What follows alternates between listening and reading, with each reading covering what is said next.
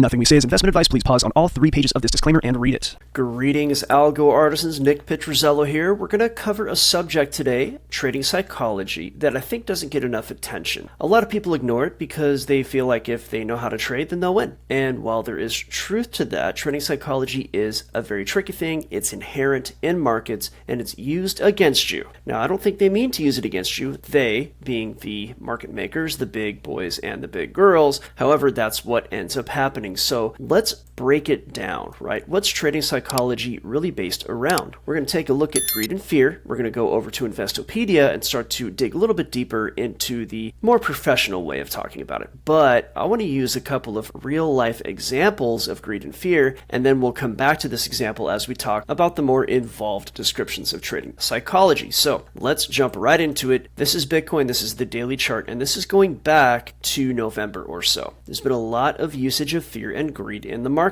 We're going to take a look at 2 specific examples, and we're going to start with greed. So if we actually go all the way back to October, you're going to see Bitcoin really starts to move, and it takes off right after the election. And a lot of people looked at the price at 67,000, saw it move up really quickly to 87,000, and some people didn't pull the trigger because they wanted it to come back down. They thought, hey, it just went up a lot, maybe it's going to sell off. Whatever their reason was, they didn't buy. And then it just kept grinding up and up and up. And the pain of not buying earlier started to hit them, and that's called greed. People want to make money, feel like they're missing out, and greed is actually oftentimes just another version of fear, the fear of missing out. So let's see what happens when people get too greedy and it hurts them. So we're going to go ahead and look at this candle by candle as the price kind of grinds upwards. Price is heading up and it starts to go towards an all-time high. People see that. Now it's broken an all-time high at 106,000, and people start to buy in with a buying frenzy. As this happens, there are other factors that can come into play. Perhaps the sell-off is done purposefully. The large players find that there's enough exit liquidity because enough people are buying now where they can fill their bags. They can sell without destroying the price too much, but they do want to push the price down a bit. They want to start a sell-off. They want to take their profit, and this is what happens. People keep buying it up. There it is. They see it. Price starts to sell off, and then all those people who bought right there, many of them will realize, oh no, I bought too late, and they start to sell off, and they press the price down for the big players. The big players were just exiting price all the way up this whole area through here. They were exiting, taking profit. All the people who were becoming greedy and having a fear of missing out were buying, and that allowed them to exit the trade because that gave the big players exit liquidity. And when the time came that either they could no longer use whatever tools they're using to hold the market up, or perhaps the market was just going to fall on its own, or perhaps they spark a sell-off. It just depends on many factors, and it's not as simple as a lot of people think it is, but essentially price starts to head down. And of course, people who got caught up here in this bull trap, and that's what that's called, it's a bull trap. People get trapped into it. Now they're holding on to something that's heading down. Some of them are selling off. Others are just going to have to take the pain. And as it heads down, people actually get really scared. And that's going to bring us to our fear example. What we're going to look at now is what happens to people when the price starts to head down for so long that the pain of staying in and the fear of losing money forces them to actually sell out. So as the price is heading down, we see people starting to realize they're losing money. They're hoping it's going to go up, but it just keeps going down and down and down. And they're experiencing so much pain and they're afraid that it's just going to continue down. So they panic. Maybe some people sell right here at this nice area, but they want to hold on. A lot of them want to hold on until they can get out up here. And that's a particular bias that we're going to talk about when we look at Investopedia. People who won't sell until the price is up to where it used to be when they bought. They don't want to take a loss. That's called loss aversion. And that's a certain kind of fear that keeps people in trades where they would be better off maybe exiting. So this is a really good example to talk about that. And we'll get into that in a little bit, but let's go ahead and show what simple fear does, right? So the price starts to head down, and then you're going to see a pretty large and sharp sell-off right here. A lot of people sell, and you'll notice that this candle actually starts to head up in a very strong way. Price went down and then immediately popped right back up. Now what's happening here in this candle is that a lot of people sold out, but the big money liked this area. The big money wanted to buy around this area, and that sharp move down gives them a couple of things. It gives them a nice price where they can enter the market, and on top of that, all those people selling are going to give them the liquidity that they need to fill their bags. So if these people are buying, let's just say $2 billion aggregate, like the entire market of big boys and big girls wants $2 billion worth of Bitcoin, they're going to need $2 billion worth of Bitcoin to sell off right here. Otherwise, if they try to buy that $2 billion worth without that sell-off, price is going to head up on them. They're going to push the price up and they're not going to get that nice entry they want. So they play on that fear. They play on people being scared and selling out to use that volume to fill their bags. And lo and behold, price starts to head back up after that. So this is a very, very simple example of fear and greed. So let's go ahead and take a look at some of the more refined discussions around trading psychology, fear and greed, and then we're going to talk about how we can manage that. Your feelings of fear and greed during a trade, your emotional feelings during a trade, are referred to as trade state. It's your mental state during a trade, and the trade's the trade, and how you feel about it, they're actually two different things, but we are human, and there's really no way to completely eliminate that unless you're really using a robot to trade. And even then, you got to turn the robot on and off. You got to program the robot. So having human fear and greed in a trade is pretty much impossible to really get out of there. So let's go ahead and take a look at Investopedia and what they have to say about trading psychology. So trading psychology, according to Investopedia, which is a great resource, trading psychology refers to the emotions and mental states that help dictate success or failure in trading securities. Not just securities, it works in currencies, it works in anything. Trading psychology represents various aspects of an individual's character and behaviors that influence their trading actions and can be as important as other attributes, such as knowledge, experience, and skill in determining trading success. Yes, agreed, 100%. Now, in my early videos, especially at the Algo Factory University and a lot of the stuff I talk about on YouTube, I talk about trading as a three-legged table. You're going to have a good method, a good algo, a good trade plan. You're also going to have to understand how to manage your money, aka money management, and how to treat trading like a business. Without that aspect, which is pretty much separate from the trading method, without that, it's really easy to lose money, even if you have good psychology, even if you have a good trading method. The third leg of the table, and again, the table will not stand without that third leg, is trading psychology. And it says it right here. It can be as important as other attributes such as knowledge, experience, and skill in determining trading success. So we're going to read a little bit deeper here, and then we're going to skip down to the examples.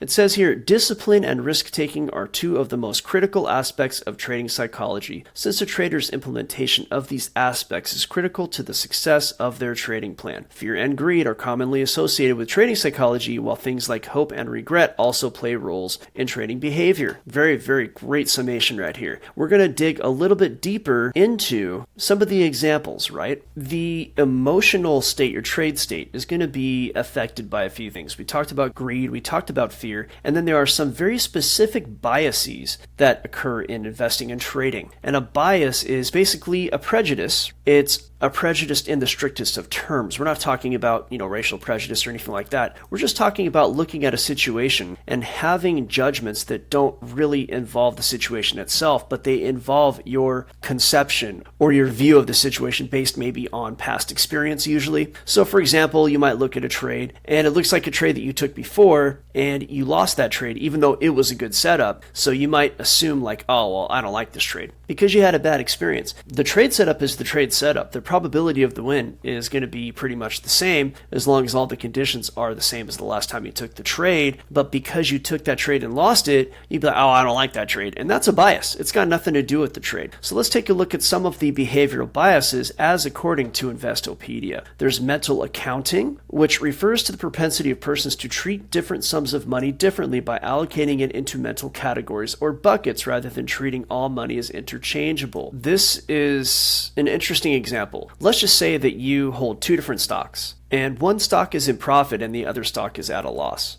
So you like to sell stocks when you're in profit and you like to maybe hold on to them when you're at a loss. But the reality is that that stock that's in profit may actually go up a lot farther as a percentage of your portfolio than the stock that's at a loss. So let's actually write this down so we can see it on the screen. Let's just say you hold Google and you hold Facebook. Google is in profit, Facebook is at loss. But what we don't know is the future. We can take some guesses, and let's say that an analysis of Google says it will go up 20% in 6 months, and that Facebook will go down 2% in 6 months. So which would you rather hold? Something that's going to go up 20% in 6 months or something that's going to go down 2% in 6 months? Well, if you look at it that way, you want to hold Google and sell Facebook because Facebook is going to have a loss, Google is going to have a win. But a lot of people will put their money into these buckets that say, oh, I sell things that are in profit and I hold on to things that are at a loss. Well, if you do that, in this case, you're going to lose money. So that's an example of this mental accounting right here. Overconfidence is a great one. Okay, overconfidence, and I'll just read it right out of Investopedia here, is the tendency to overestimate one's abilities, skills, and knowledge. A really good example was my first bull run in cryptocurrency. I really focused on crypto back then. I hadn't dipped into forex, and during that bull run, while I was very good at picking winners, picking entries, and picking exits, I was able to maximize my wins because I was picking really well. In that market, all you really had to do was have a pulse and have some crypto, and there's a really good chance you would win some pretty good money. Now, I was able to perhaps win more than others. I was pretty skilled in that manner, but once the bull market ended, I didn't understand the cycle at that time because crypto was pretty new. I didn't understand that there was a 4-year cycle. I hadn't done the analysis, and there was only a couple of halvings, so people thought maybe it was just going to go up forever, which of course is really, really bad, but I was new. It's like 2017, and so I just held on to crypto, a lot of it, through the bear market, and I actually kept buying dips.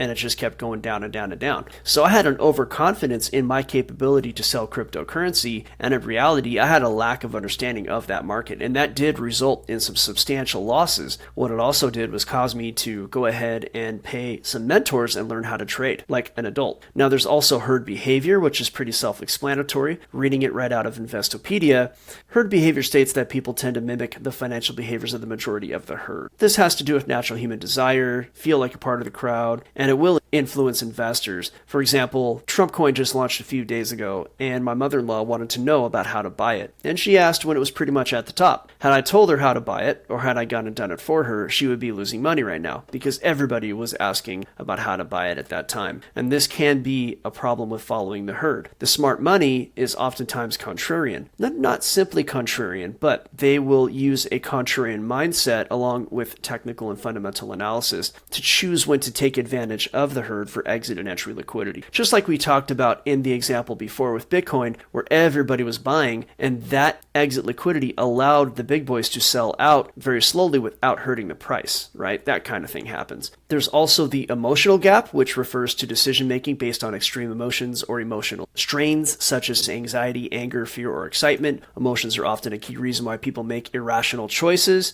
and I'm going to read this right from Investopedia. As mentioned before, fear and greed are notable drivers of human behavior, which can result in overreactions, giving rise to unfounded optimism, irrational exuberance, and asset bubbles, or conversely, market panic and major sell-offs. And the market cycles are almost all to do with this in the end. The emotional gap, fear, greed, and there are entire books written about this, and I do recommend that you read them. There's also something called anchoring, which is pretty cool. I like this concept. It refers to attaching a financial decision to an arbitrary reference point. So this is what I talked about in our example that we'll go back to here, where a lot of people bought their Bitcoin way high up at 107 or 108,000, and then as price headed up, they didn't want to sell until it hit that same 108,000 level. But in reality, on a short-term horizon, on like a week or 2 or 3 week time horizon, they would have been better off actually selling as price peaked up to here at about 102,000 and then buying back down low during the panic right here. So they have that anchoring bias of, oh, I don't want to sell or buy until it hits this number. Well, in reality, markets don't necessarily adhere to these anchors. They don't necessarily adhere to 106,000 or this area or that area. And while those areas do matter,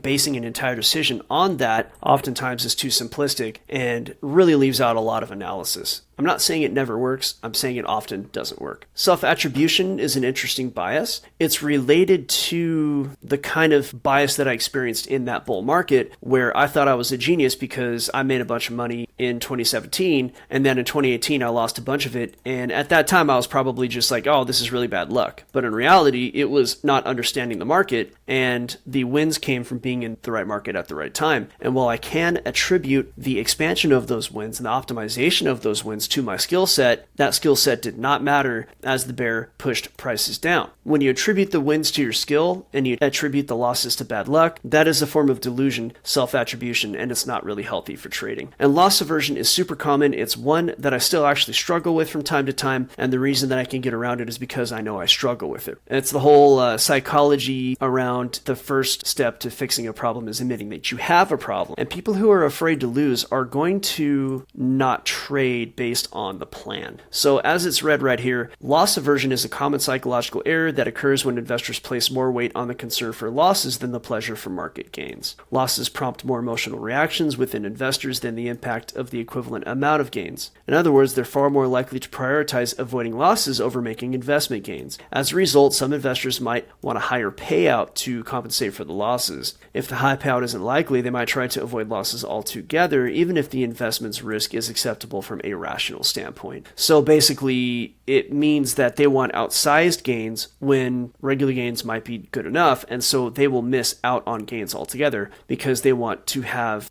an irrational level of gains, right? Gains that are not realistic. So this is a really good thing to look at. What are some of the common pitfalls of traders neglecting trading psychology? Investors and traders are prone to behavioral biases and can encounter multiple pitfalls. They may include selling winning investments quickly while holding on to losing investments far too long. We talked about that with anchoring. Traders may follow the crowd in chasing recent top-performing assets, which we just showed that in the example on Bitcoin. They may act impulsively on information received based on their perceived superior investing abilities. That's the self-attribution. Another pitfall may be trading excessively while underestimating investment risk and failing to adequately diversify investments, aka my crypto bear market experience in 2018-2019. Emotional responses to feelings of fear or greed may lead to impulsive decision-making during periods of market volatility. Understanding the concepts of trading psychology can assist in making more informed and rational decisions. What I'm about to read here is literally what I've talked about in the YouTube videos very publicly, and I love to see when Investopedia, which is a really great resource, lines up with what I'm saying. So I'll point out in this list which one I think really helps out, kind of the linchpin to trading success over at Algo Factory, but I'm just going to read what it says from the start here. In order to overcome biases, traders can employ many strategies. Improving education of behavioral finance principles can enhance self-awareness and improve decision-making. Developing and sticking to a trading plan with trading rules and risk management practices can provide a structured approach to investing, minimizing room for emotional